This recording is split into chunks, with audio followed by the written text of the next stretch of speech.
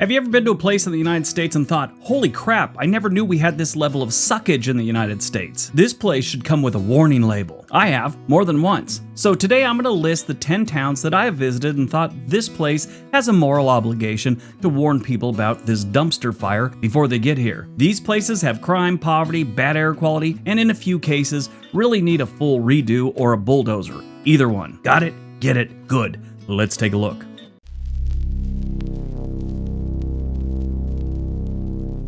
Number 10, Barstow, California. Life in Barstow is like being stuck in a Mad Max movie, minus the action and the cool cars. Sitting in the middle of the Mojave Desert, Barstow is mostly known for its truck stops, gas stations, and being a place people accidentally end up while driving between Los Angeles and Las Vegas. The locals will proudly tell you about Barstow's outlet stores, as if they're some kind of tourist mecca or something like that, you know? You got Disneyland, you got the beach, or you got the Barstow outlet stores.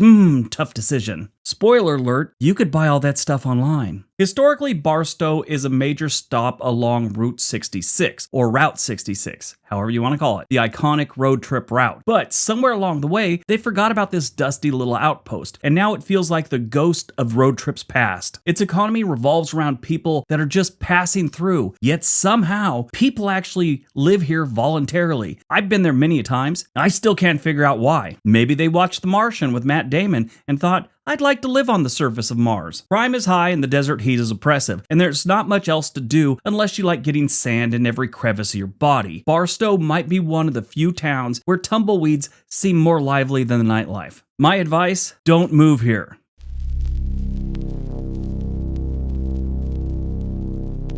Number 9, Pine Bluff, Arkansas. You know, we haven't talked about Pine Bluff, Arkansas in a while. I mean, they're always on the suckage list. Pine Bluff could be the poster child for economic despair. Once a thriving agricultural hub, it now boasts one of the highest crime rates in the country and probably the most abandoned buildings you'll see in a relatively small town. Think of it as Detroit's smaller southern cousin with fewer teeth, but with extra humidity and mosquitoes. In its heyday, Pine Bluff was all about cotton and railroads. But when those industries dried up, so did the town's luck. Now it's a place where dreams go to die, and you're more likely to find a boarded up storefront than a place to work. Fun fact, Pine Bluff is also home to a seriously toxic Superfund site. So if the crime doesn't get you, the chemicals will. Locals say Pine Bluff is full of potential, but that potential must be hiding because I haven't seen any. So if you want a taste of small town hopelessness and a side of environmental hazards, Pine Bluff has got you covered.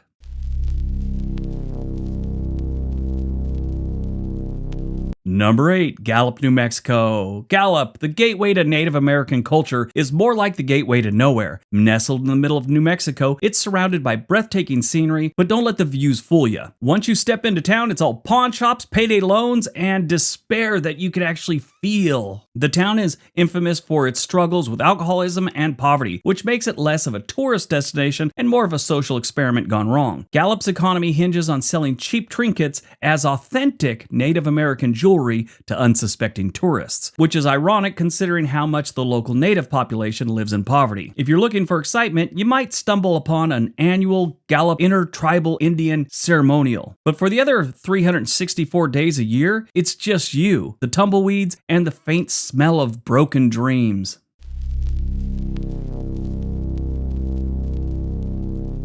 Number 7, Camden, New Jersey. Camden has been called a lot of things, but Pleasant isn't one of them. This small city across the river from Philadelphia is notorious for its crime rates, abandoned buildings, and a school system that's barely holding on by a thread. For a town this size, Camden punches way above its weight in misery. Once upon a time, Camden was an industrial powerhouse, but then the factories left and, well, so did the hope. Now the town's main attractions are the Adventure Aquarium and the USS New Jersey Battleship Museum, which are both weirdly ironic given how the rest of Camden feels like a war zone. The only thing thriving here is the crime rate. On the plus side, if you survive a stroll through Camden, you'll have stories to tell your grandkids, assuming that you don't lose your wallet, your phone, and sanity along the way. And when you tell that story to your grandkids, it'll be eerily similar to those guys that explain how it was on D-Day.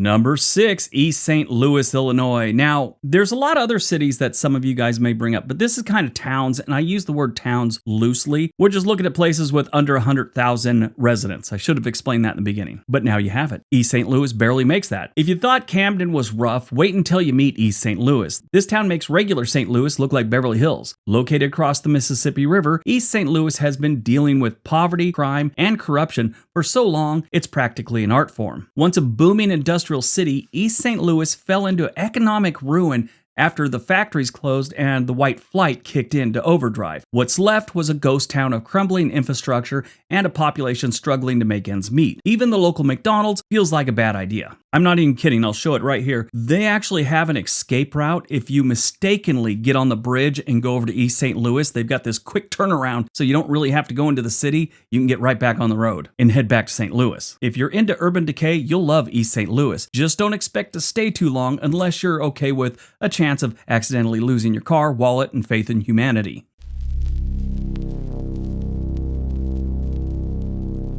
Number 5, Flint, Michigan. Flint, Michigan. It seems like 2 months since we talked about them last. This is a town where even the water hates you. Flint gained infamy during the water crisis, which, spoiler alert, still isn't entirely resolved. Add that to a sky-high crime rate and an economy that looks like it's on life support, and you've got a recipe for misery. Flint was once the pride of General Motors. Flint has been on the decline since the auto industry started outsourcing jobs. Now it's a town where unemployment, poverty, and lead poisoning are a part of the daily grind. Think of it as Detroit's even more unfortunate sibling. Flint does have some resilient locals there who are trying to turn things around. But let's be real, it's hard to do that when your basic infrastructure is broken. It's a tragic example of how bad government and corporate greed can ruin an entire town. I had a guy not too long ago tell me Flint's not that bad. You don't know because you live here. I'm all, no, I do know because I know how to read statistics. And you don't know because you have lead poisoning and it's affecting your thought process.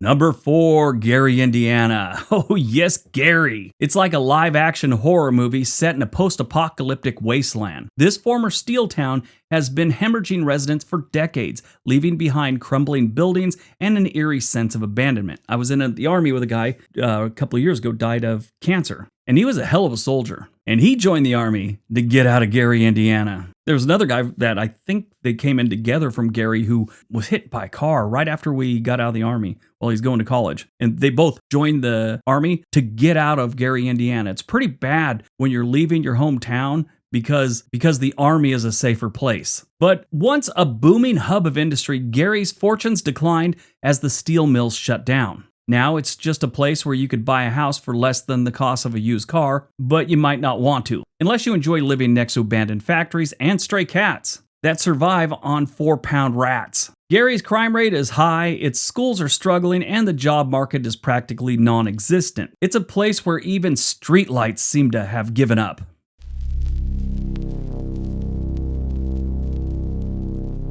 Number 3, Stockton, California. Yes! You know how Austin, Texas is a blue city in a very red state? Stockton's a very red city in a blue state, in a very blue state at that. Stockton is a town that gave bankruptcy a new level of fame. In 2012, it became one of the largest cities in the US to file for bankruptcy, and things haven't improved much since. Stockton is surrounded by farmlands, but struggles with crime, poverty, and a lack of opportunity. It also has a gang problem that rivals some big cities, making it the kind of place where you don't want to wander around after dark, or during the day, for that matter. Stockton's motto is Stockton Strong, which is iconic given how fragile everything is here. If you're looking for a cautionary tale about bad urban planning, Stockton is the ultimate case study. Now, I bring this up all the time. 2 of my favorite UFC fighters are from Stockton, the Diaz brothers. They're about retired, and those are some hard dudes. You gotta be...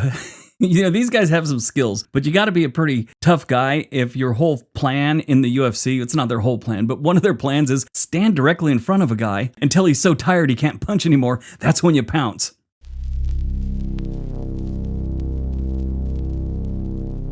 Number 2, Atlantic City, New Jersey. Yes! You've heard of Art Deco in Miami? Well, Atlantic City is more like debris by the sea. Atlantic City might have been glamorous back in the day, but now it's like Vegas that never quite figured out how to be cool. Sure, there are casinos, and they're sandwiched between rundown neighborhoods and questionable characters. Once a thriving resort town, Atlantic City fell on hard times after gambling stopped being a novelty and people realized that they'd rather lose their money somewhere nicer. The iconic boardwalk is still there, but it's more of a nostalgia trip than a must-visit destination. I've been there during the winter. I've been there during the summer too. Summer was nice. A lot of people there, and it was fun. I had a good time. Actually, New Jersey people are normally obnoxious, but we went into like some Irish pub. Oh my God, these people were great. But then I went there during the winter. Have you ever gone to your high school during the summer and there's nobody there and it just seems kind of eerie and dead? Yeah, just like that. Nobody's there except for seagulls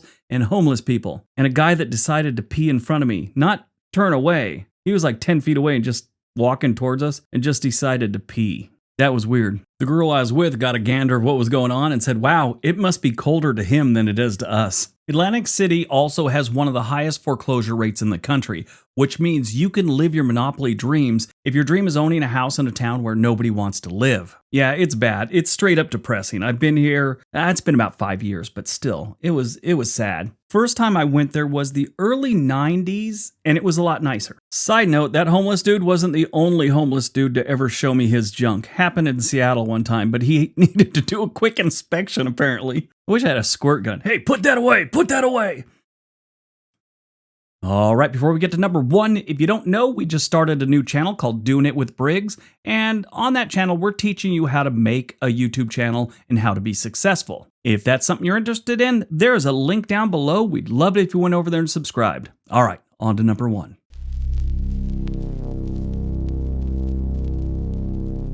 And number 1, Monroe, Louisiana. Oh yeah, Monroe. Monroe is often overlooked by, sadly, New Orleans just had a terrorist attack, but New Orleans got problems besides that. And then Baton Rouge is a nightmare. But Monroe is no slouch. Monroe, Louisiana is proof that not all southern towns are dripping with charm. Sure, it's home to Duck Commander from the Duck Dynasty, but beyond that, Monroe is a place where boredom meets high crime and economic stagnation. The town struggles with poverty and unemployment, and its infrastructure feels like it hasn't been updated since the 1970s. Years ago, when I did a video and brought up Monroe and the surrounding towns, this part of the country has the highest percentage of people that actually fish for their dinner every night. Not because they want to, because they have to. Monroe's humidity is so thick you can practically chew it, and the mosquitoes are aggressive enough to make you reconsider outdoor activity altogether. Combined with a struggling economy and lack of cultural attractions, and you've got a town that feels less like a destination